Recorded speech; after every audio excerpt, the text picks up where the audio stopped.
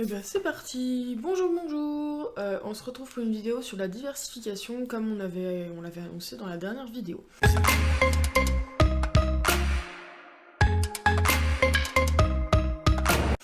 Donc, d'abord je vais vous montrer un petit peu mes outils. Donc pour celles qui me suivent ou ceux aussi qui me suivent sur Instagram, mes informations viennent principalement de votre enfant de 0 à 16 ans du docteur Farzoff. Parce que j'aime bien, il y a tout un chapitre sur la diversification et sur l'alimentation de l'enfant, sur la DME. Donc la diversification menée par l'enfant. Et après, j'ai acheté donc Cuisiner pour bébé. C'est le livre du site cuisinerpourbébé.fr où je suis allée chercher tout ce qui était mes outils aussi de suivi de ce que j'avais introduit comme aliment pour les petits. Donc là, on va vous mettre les images. Donc c'est-à-dire en fait j'ai une checklist où à chaque fois qu'on a commencé quelque chose, je coche, je mets la date. Ça me sert aussi pour la crèche, puisqu'on va commencer les petits pots aussi à la crèche au moment du goûter. Bon, une seule fois par semaine, hein, donc si le loupe, c'est pas bien grave. Sur Cuisiner pour bébé aussi, donc il y a des aides pour les recettes,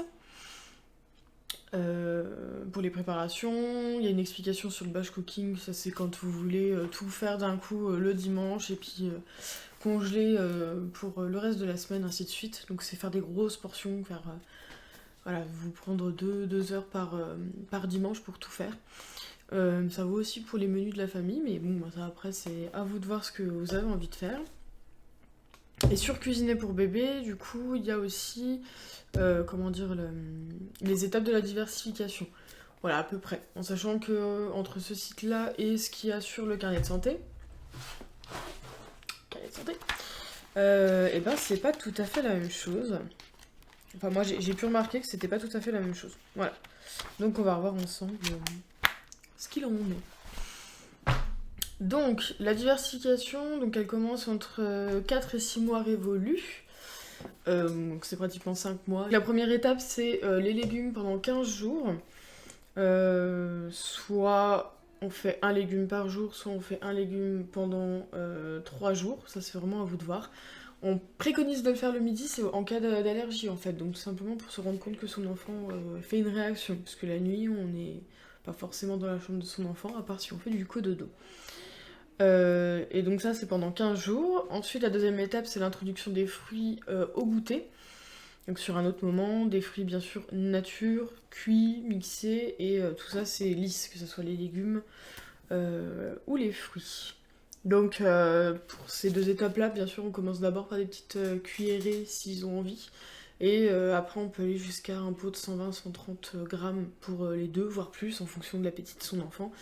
Nous, on n'y est pas encore. Hein, oui, ils mangent, mais pas des grosses portions. La troisième étape, donc ça c'est dès 5 mois. Alors attention parce que il y a des endroits où ils vont vous dire à partir de 6, des endroits où on va vous dire à partir de 5 mois, où on peut commencer l'introduction de viande blanche et de poissons maigres. Donc pas tout de suite Comment dire? Pas tout de suite de saumon, pas tout de suite de bœuf. Mais ça c'est pareil, selon le pédiatre, selon le médecin qui suit votre enfant, on vous dira pas forcément la même chose.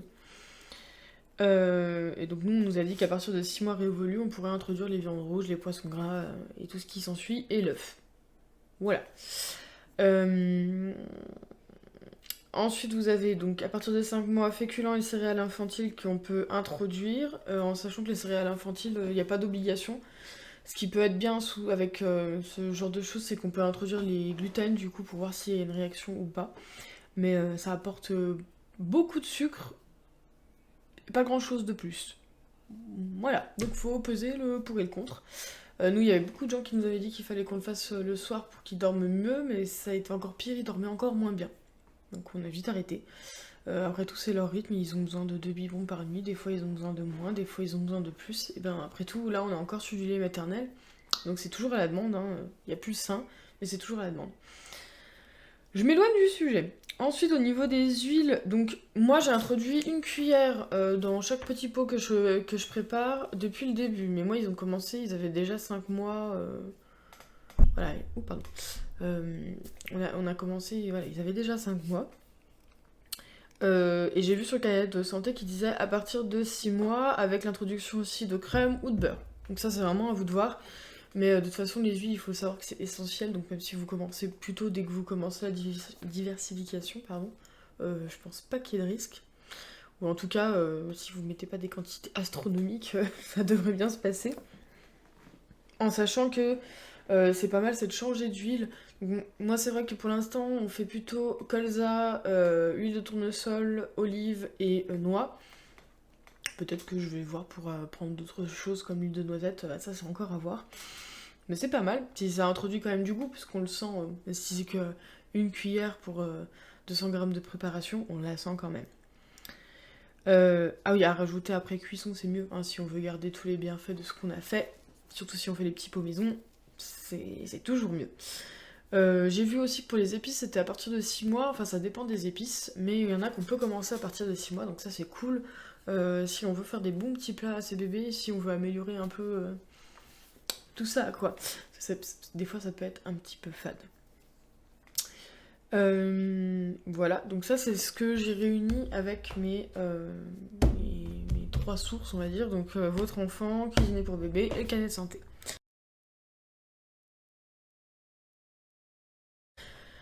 Petit passage DME. Donc le DME, c'est la diversification menée par l'enfant. On dit en général que c'est à partir de 6 mois, mais c'est à partir du moment où l'enfant s'intéresse à ce qui se passe dans votre assiette à vous, qu'il tient assis ou avec le maintien d'une main, donc en tripode.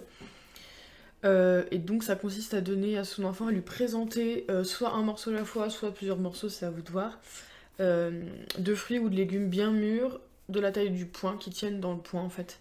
Et c'est l'enfant qui va se dépatouiller. Donc ça c'est une super méthode pour le développement moteur, pour le développement des sens, pour l'apprentissage des textures. C'est vraiment le top de ce qu'on peut faire, mais bien sûr on ne peut pas commencer la diversification avec la DME si on veut commencer la diversification à 4 mois. Va falloir attendre. Et donc la HDME, j'ai oublié un petit détail, c'est jamais sans surveillance. Oui, je regarde ma petite checklist. Hein. Voilà. Désolée, mais je ne sais pas tout. J'ai besoin de lire aussi. Autre chose que j'ai pas dit, c'était au niveau des laitages. Hors lait, bien sûr. À partir de 6 mois jusqu'à 1 an, on va être à peu près sur 500 à 800 ml de lait, enfin de laitage sur la journée. Nous on dit qu'en général, enfin sur ce que j'ai lu, donc le lait premier âge c'est jusqu'à l'installation des premiers vrais repas, donc jusqu'à l'installation d'un repas type complet avec entrée, dessert, avec féculents et viande. Donc en général c'est 6-7 mois, ça dépend à quelle période vous avez commencé à introduire la diversification. Et on dit qu'à partir de ce moment-là, on peut introduire le lait deuxième âge. Le problème, c'est que c'est assez vague parce que moi j'ai vu sur certaines recommandations, par exemple notamment sur le carnet de santé, que le lait deuxième âge il pouvait être introduit dès le cinquième mois révolu. Mais c'est pas ce qui est écrit sur la boîte des fabricants, donc c'est un petit peu bizarre. Après voilà, et aux pharmaciens ils disent bien que c'est 6 mois révolus, mais bah apparemment ça doit dépendre de sur qui on tombe, comme d'habitude. Donc nous là quand on va passer au sevrage du lait maternel, on va passer directement sur un lait deuxième âge en espérant qu'il n'y ait pas de carence. Et de toute façon si on voit qu'il y a quelque chose qui va pas, on reprendra du premier âge s'il y a besoin, mais normalement ça devrait bien le faire puisque il y aura toujours quand même un petit peu de lait maternel, donc ils auront toujours les bons apports.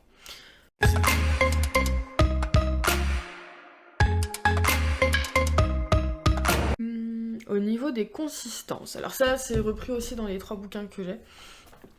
Donc on est bien sur du lisse pour les légumes et les fruits entre 4 et 6 mois. Ensuite on passe sur du mouliné, enfin sur de l'épais autour du coup de 5-6 mois. Mouliné bitexture en introduisant les féculents, donc les féculents type patrie et tout ce qui s'ensuit, c'est aux alentours de 8 mois. Petits morceaux, ils disent à partir de 12 mois, enfin aux alentours de 12 mois. Et comme les grands à 24 mois, donc 2 ans.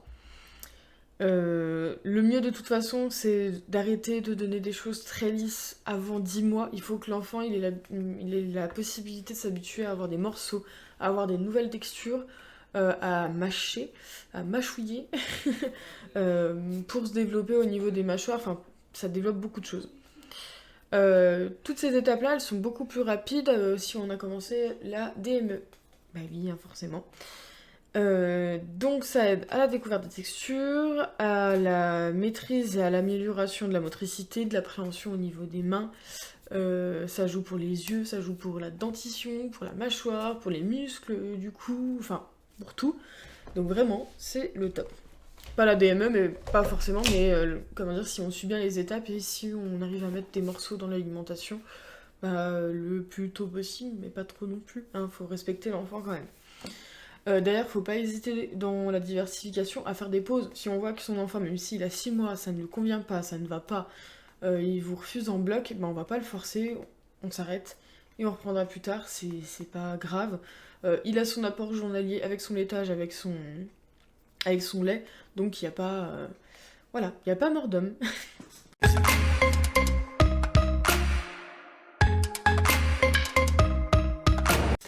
Au niveau des recommandations du carnet de santé, du coup, ce que moi j'ai vu. Alors attendez, je prends. Donc oui, donc les maternelles exclusives jusqu'à 6 mois, ou les premiers âges jusqu'à 5-6 mois, les deuxième âge possible à partir de 5 mois révolus, comme je vous disais. Ils disent qu'il y a une consommation possible à partir de 5 mois, donc pour les légumes, fruits, pommes de terre et les autres féculents, la farine infantile, la viande et le poisson. Les yaourts, c'est après 6 mois révolus, puis les autres laitages. Donc les autres laitages, en fait, c'est tout simplement le fromage. Voilà. Et le lait. Les autres laits. Au niveau des huiles, œufs, produits sucrés, ça, ils nous disent donc du coup après 6 mois révolus. Donc... Mais il faut faire attention car tous les pédiatres ne sont pas d'accord. Il y a des indications contraires, il y a des pédiatres qui vont pas suivre du tout ce qu'il y a dans le carnet de santé et d'autres qui vont suivre à la lettre. Après, de toute façon, il faut aussi s'adapter à chaque enfant. Ils vont pas tous à la même vitesse. Et voilà. Et surtout, ils sont pas tous allergiques, polyallergiques. Donc ça, c'est vous qui connaissez le mieux vos enfants. Donc suivez, faites-le comme vous le sentez aussi. Hein. Et ben du coup, après, j'avais fait à peu près le tour. Bah, si jamais vous avez des questions, si jamais il y a eu des choses qui n'étaient pas forcément... comment dire, pas forcément claires, bah, n'hésitez pas à me dire. Je vous fais juste un petit point sur l'installation, sur la diversification.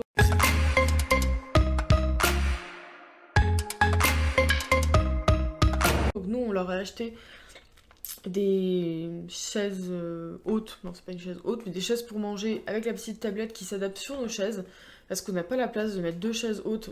Je sais pas si vous avez, enfin, pour ceux qui n'en ont pas encore, c'est gigantesque, ça prend énormément de place, c'est une catastrophe. Donc nous, on n'a pas la possibilité d'en mettre 2. Voilà. Pour l'instant, comme on est sur des petits pots lisses et qu'ils tiennent à peine leur cuillère et leur biberon quand ils ont envie, on est encore sur les transats. Mais bientôt, on va passer sur ces chaises avec cette tablette parce qu'on va leur mettre la purée à disposition pour qu'ils puissent la toucher, la découvrir avec leurs mains, remettre à la bouche, pardon, après. Donc ça, on va passer très bientôt. Mais j'attendais qu'on ait passé les 15-20 premiers jours pour le faire. Oui, bien sûr, ils ont des bavettes, des grandes bavettes, et on nous a acheté des bavoirs à manches, mais en fait, c'est pas très pratique parce que ça passe tout en dessous. Ça, c'est trop dommage, donc je pense qu'ils sont encore trop petits pour ça.